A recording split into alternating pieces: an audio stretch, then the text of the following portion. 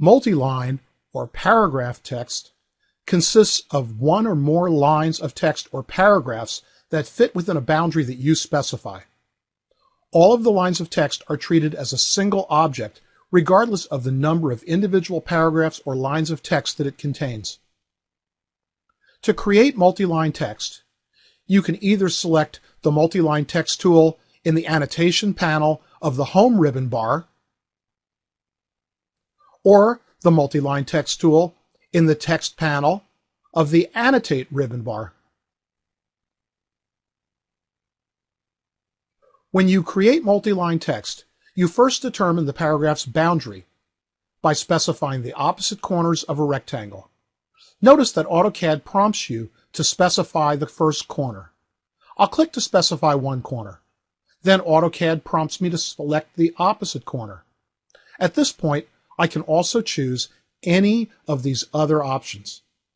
For example, to set the height, justification, line spacing, rotation, text style, width, or even create columns of text as well. When I click to select the opposite corner, what AutoCAD is essentially doing is defining a rectangular space that defines the left and right-hand margins of the text. Once I pick that opposite corner, AutoCAD is ready for me to start typing the text. Notice that the ribbon bar changes to the Text Editor contextual ribbon, which shows me all of the options that are available to change the style, formatting, and paragraph controls, as well as insert symbols and fields, check the spelling, and so on. The controls in the Text Editor ribbon should look familiar to anyone who has ever used a word processor. So at this point, I can select a different text style. I can change the height of the text. I can make the text bold or italic. I can underline the text. I can even change the text font or the text color, or include a background mask so that the text stands out better against any geometry that may be behind it. I can change how the text is justified. I can create a numbered or bulleted list. I can adjust the line spacing. So there's a lot of flexibility here, very similar to the things that you can do when using a program like Microsoft Word. So let's start entering some text. I'm going to change the text height to 1 unit.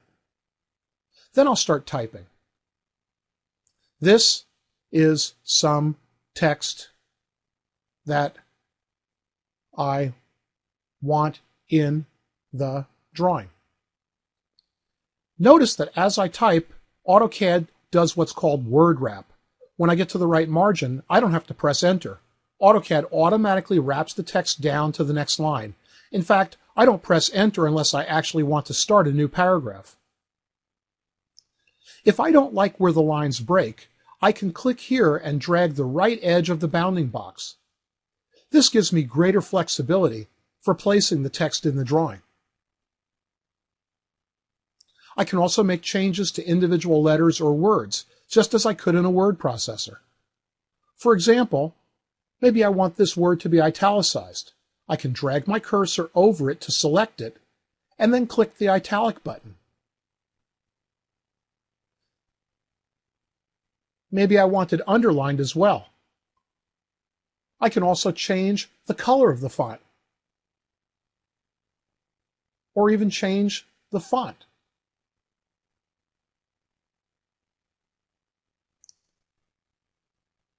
So you can see that this works very much like a word processor. I can change the appearance of individual words or letters while working in the context of the text editor. When everything looks the way I want, I click the Close Text Editor button to end the command. Notice that when I move my cursor over the text, the entire paragraph is highlighted. With multi-line text, the entire paragraph, or even multiple paragraphs, is treated as one multi-line text object. And when I select the text, you can see the blue grips that define the bounding area of the text. I can grab this grip to move the text. If I drag this grip, I can change the right margin.